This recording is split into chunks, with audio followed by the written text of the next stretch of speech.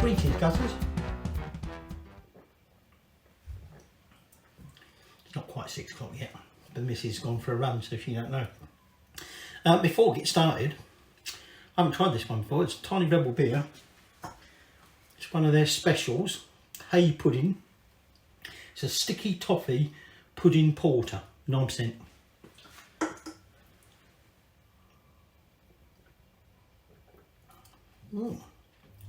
I like that.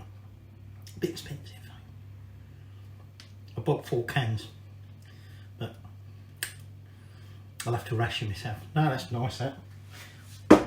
Now, might seem a bit odd that I'm drinking sticky toffee pudding porter,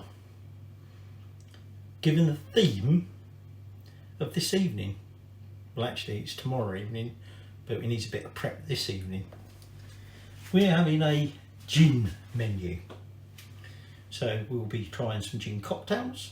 We've got a gin sorbet. We've got a gin based main course and even a gin dessert. So since that's all happening tomorrow, I thought tonight stick with the beer. But we still need to use some gin. Now I'm using some George Bishop.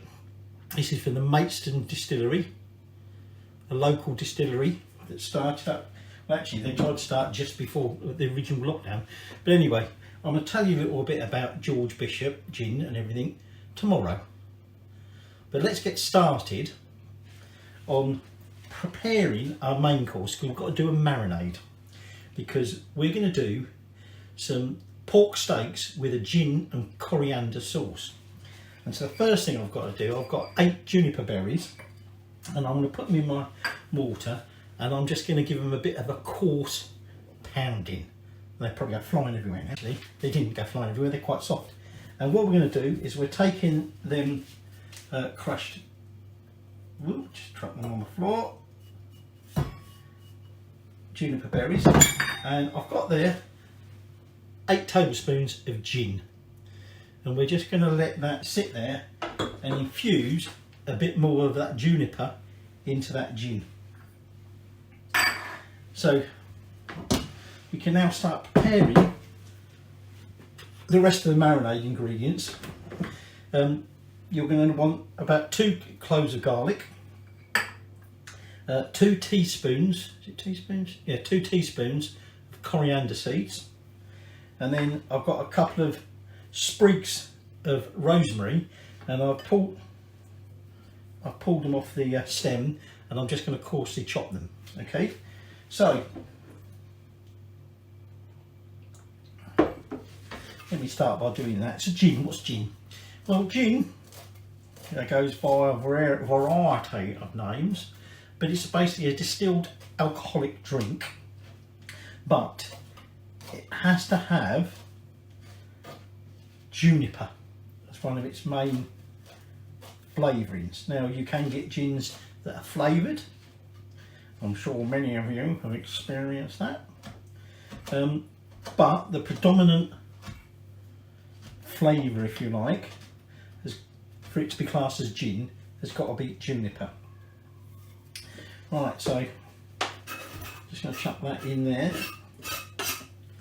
and I'm going to coarsely chop my garlic. So the gin, the name gin, is actually a shortened English word, or a version of the word Jennifer or Jennifer,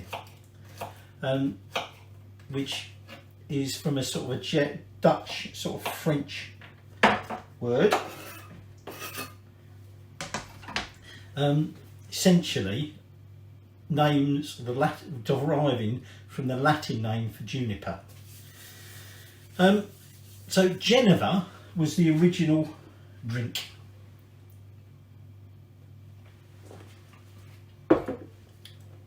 So an alcoholic drink flavoured with juniper.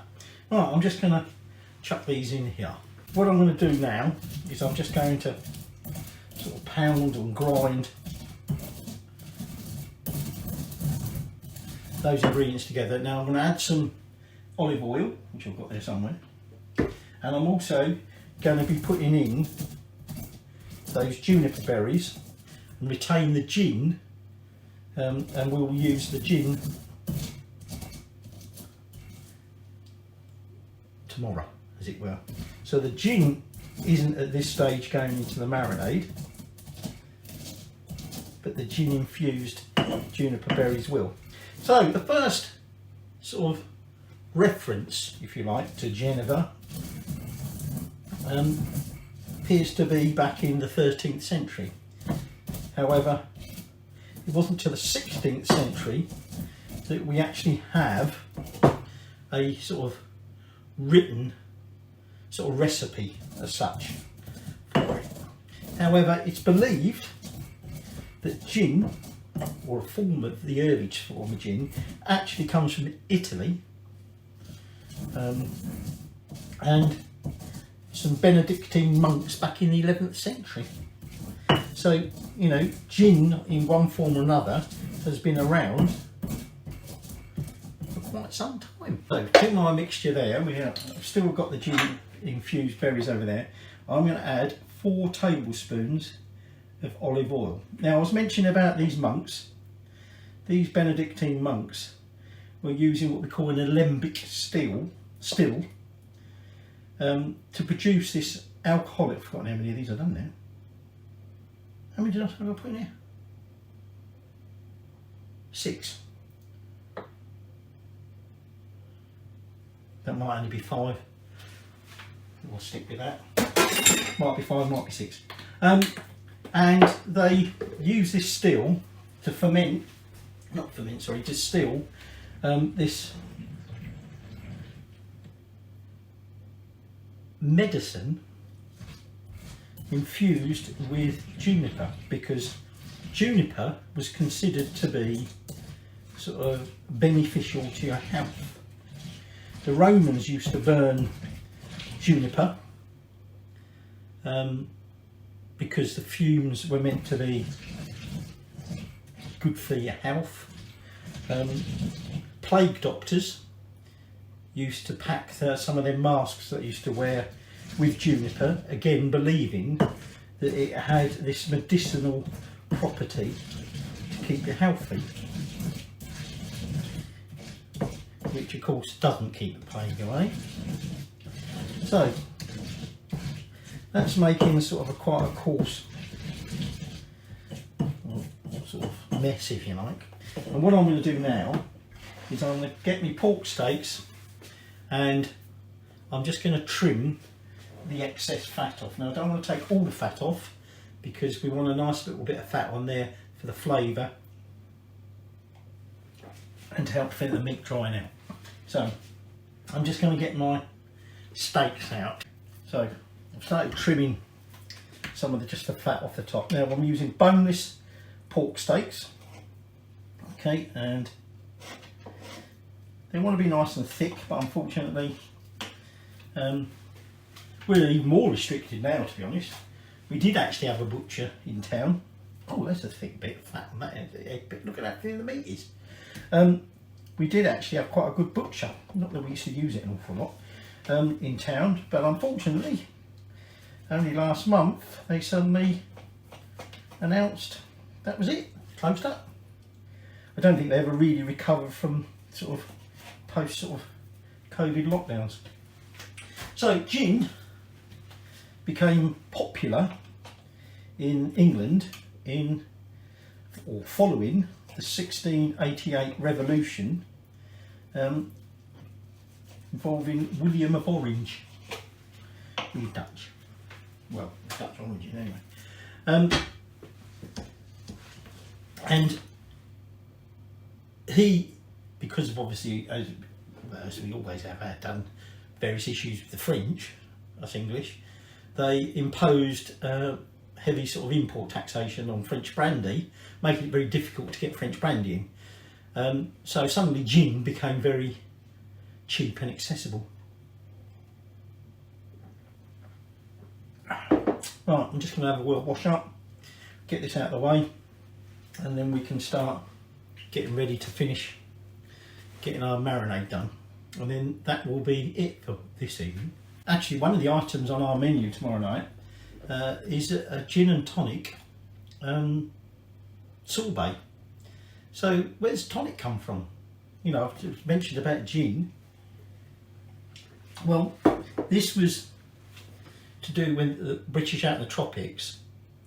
At that time, the only real anti-malarial thing was quinine, which wasn't a very nice taste. So it was sort of partly masked by making it into a tonic water mixed with gin, which made it a much more pleasant drink. So that's the sort of origin, if you like, of gin and tonic, if you like. So what I'm going to do now, I'm just going to strain or filter that gin to get them berries out. And I'm just going to transfer the berries into there. And that gin, actually you can see it's picked up some colour already. That gin I'm just going to put in the fridge because we're going to use this when we finally cook this off. So we're not wasting all that gin. Okay, we just use it in a moment to infuse some of the berries with a bit of gin. I'm just going to now grind that a little bit more so we can try and get them juniper berries a bit better mixed in. I should point out, by the way, I'm talking about gin and tonic. Back when they first introduced the tonic waters, if you like, you know, they were quite a lot heavier with the quinine because of the malaria thing. Nowadays, tonic water doesn't have, try not to pound this and spray myself it on, doesn't have hardly any quinine at all. So you do get that sort of slightly bitter taste, but it's not quite as bad as it used to be. So, what we're going to do now is, although I'm going to put this in the fridge, I'm going to cover it over and put it in the fridge because that's a bit too big to go in my fridge with everything else that's in there. I'm going to use this bowl to do the initial marinate. Or marinate? I don't know, is it marinate or marinade? I don't know. So anyway, gin today is produced in a whole range of flavours, or botanicals as they call it. And I might tell you a little bit more about some of the botanicals when we talk later about the Maidstone distillery gins. This incidentally is a London dry gin, so that doesn't have quite the same botanicals, apart from obviously juniper, as some of the other gins would have. So, because this is all oil and greasy, I'm just going to get gloved up. I'm going to take the steaks and we're going to now make sure they're all thoroughly coated in this mixture. Now, just before we sort of finish for this evening, because like I say, these are now going to marinate, and if we can get that marinating, I don't know, overnight, that's the best. We want to infuse all them flavours, or as much of them flavours as possible, into that meat. So I'm just going to place these in this dish. Now, we were sort of talking about gin and botanicals and that. There's essentially three types of gin, or three ways, sorry, should I say, of producing gin. Like I said, the original monks were using what we call like a swan-necked alembic still. Nowadays, you can still get a similar thing, a pot still. There's a column distilled gin, and then there's what they call a compound gin. So if you've ever bought one of those make your own gin kits where it says like get something like vodka, really, make sure I don't get greasy, make your own gin, and you buy something like a neutral spirit like vodka and then flavour it with juniper and other botanicals, excuse me, that is a compound gin. You're getting the flavours, but they will be different from when you've effectively distilled it and heating up, if you like, the botanicals with the gin or the spirit. So a pot still is like the earliest type of it, where you'd use a fermented grain, which is meant to be from sort of like barley or something like that, and then you redistill it along with these botanicals to extract the flavours. Now the column distilled gin is basically effectively making a very high strength neutral spirit, often by using like a pot still, and that can be like 96% proof. And then you take that and you will redistill it, but this time you quite often you suspend your botanicals in, like say, a muslin bag or something like that above it, so the alcohol fumes extract the flavourings, and they in turn then fall back into the gin. And then, like I say, the third thing is a compound gin. But anyway, that's it for tonight. Although it won't seem like it when I put this all together. But this is now, I'm just going to cover that with a bit of cling film, going to go in the fridge, and then along with the gin and a couple of other little things, we'll cook it. Our pork has been marinating for getting on for 24 hours almost. Okay, so I'm just going to put that to one side because I want to prepare some accompaniments to go with it. Now, what we're going to have, couldn't find my knife then, we're going to have some rice, and that's in my microwave rice cooker, and then we're just going to have some sort of pan fried, if you like, courgette.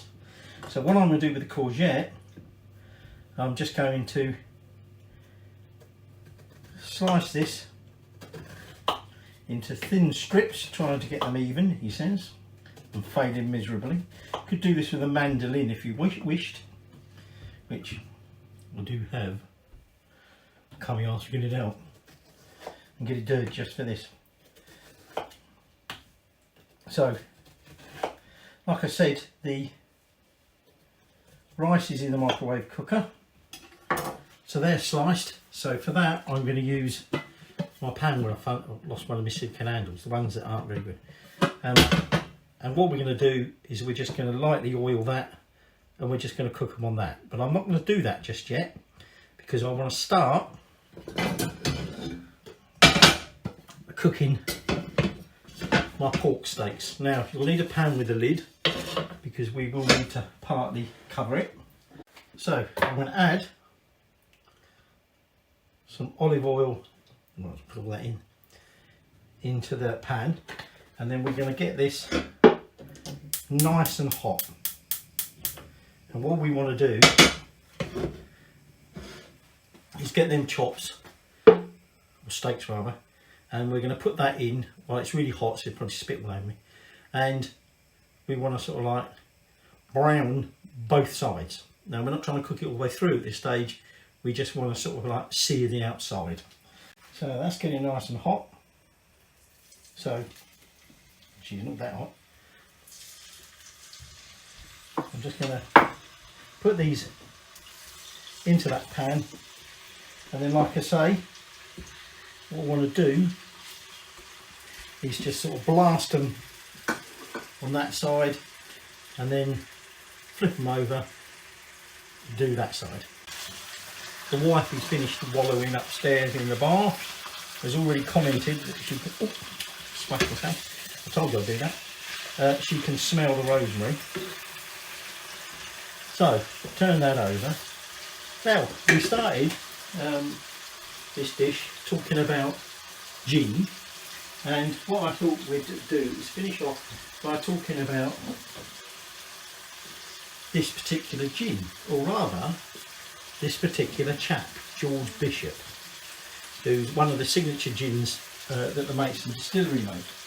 Now, George Bishop is the Maidstone Distillery, and George Bishop was a man from Maidstone. Now, he was a young man, but he was a bit of an entrepreneur, and he was already sort of a distiller, as it were, and in 1774 he went over to Holland just to study how they produced, this is if I haven't mentioned it already, a basil and lemon martini made with George Bishop. But he went over to Holland to specifically see how they made their celebrated gin. And when he came back to the UK, he realised that the laws at the time would make it very difficult for him to be able to produce this gin and be able to sell it, or at least sell it and make it worthwhile selling it. So he personally lobbied Parliament, and he was successful in basically getting the law changed. An Act of Parliament was made which effectively said that George Bishop can distill Maidstone Geneva and not have to pay certain duties. So he began to produce Maidstone gin.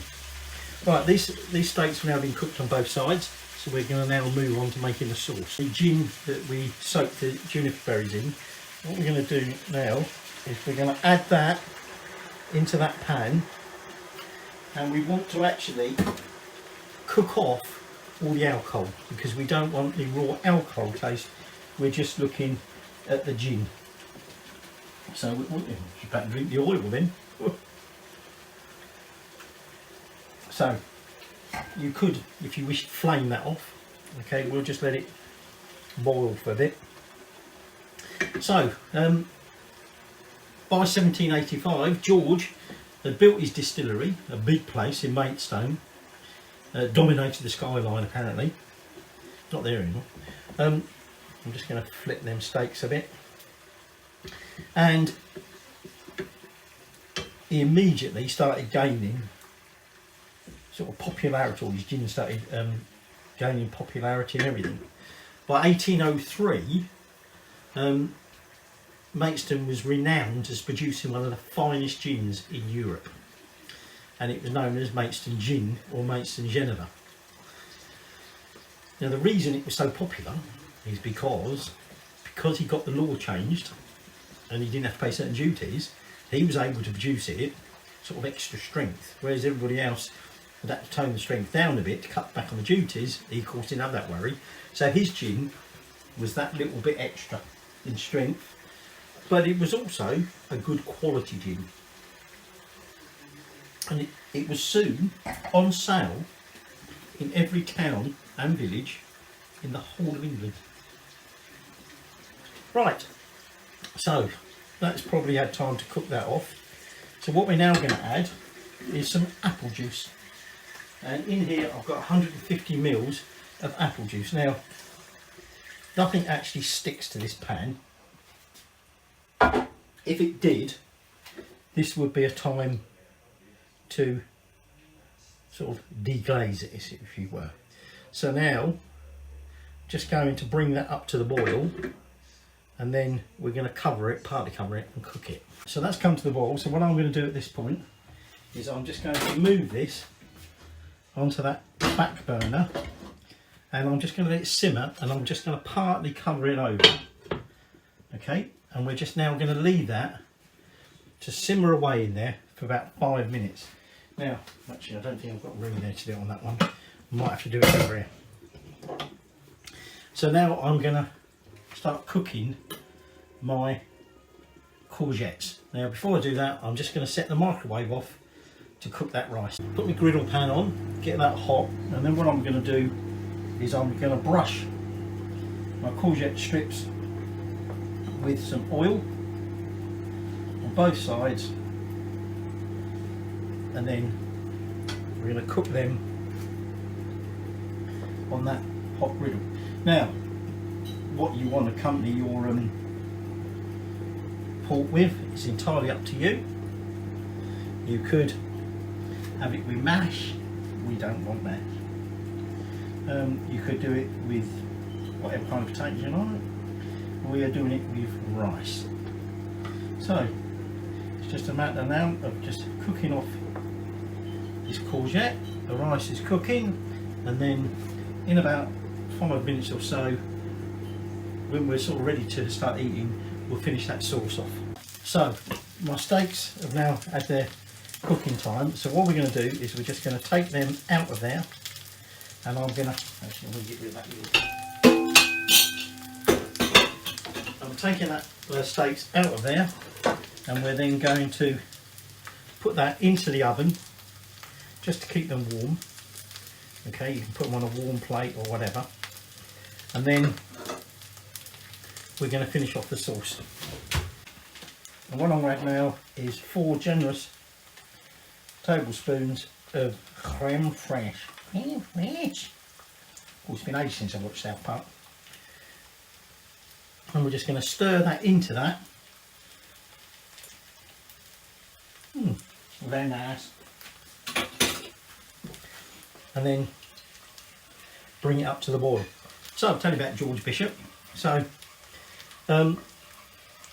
he had his extra strength gin. It was selling everywhere. He was doing really well. He was producing over 5,000 gallons a week, which was a lot of gin.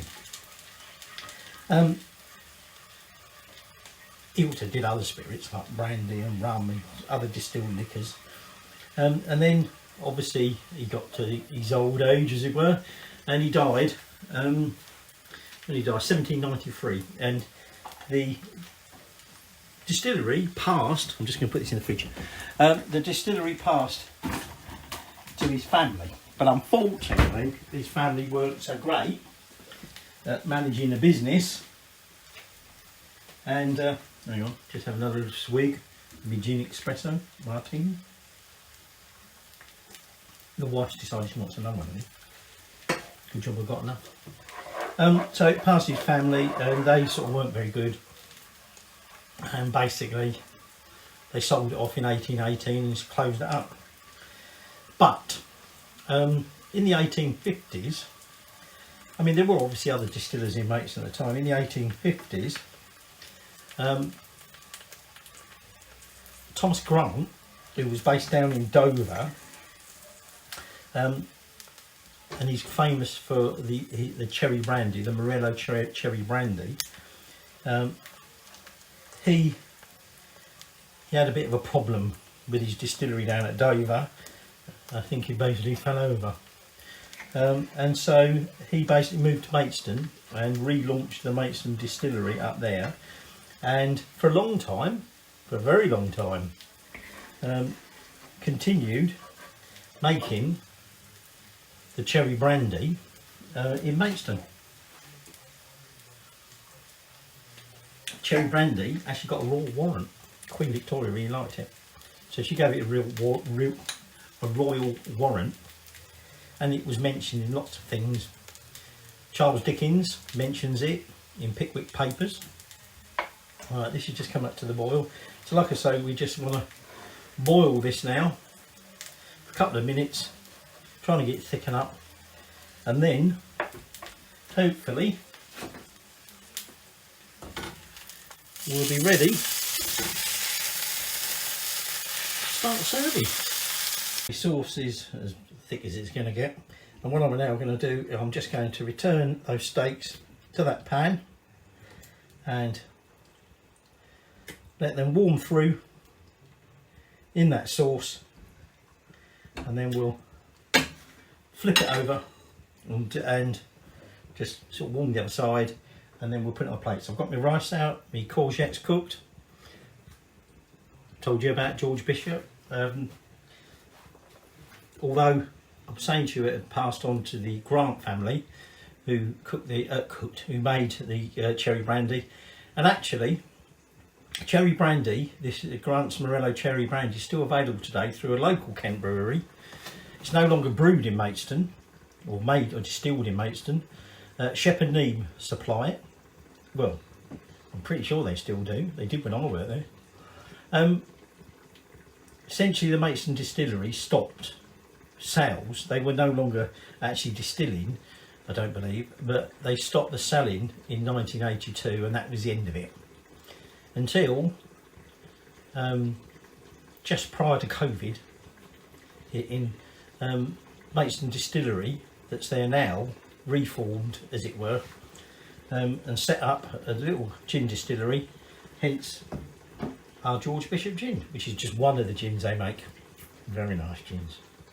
So we're just about ready to serve this up, and then we can do a little taster.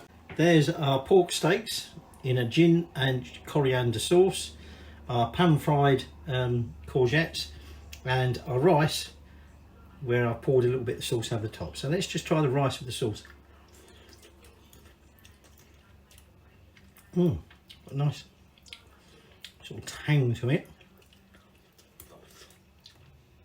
I think you're definitely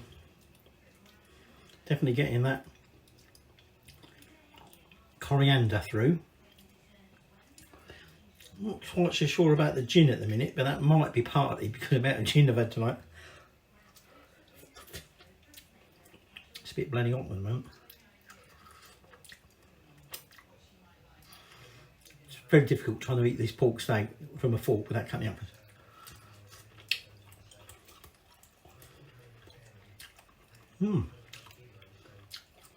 Got the juniper with that, partly because of the juniper that's on it, and the rosemary. Courgette, just be courgette. But there you go. There is our pork steaks with gin and coriander sauce.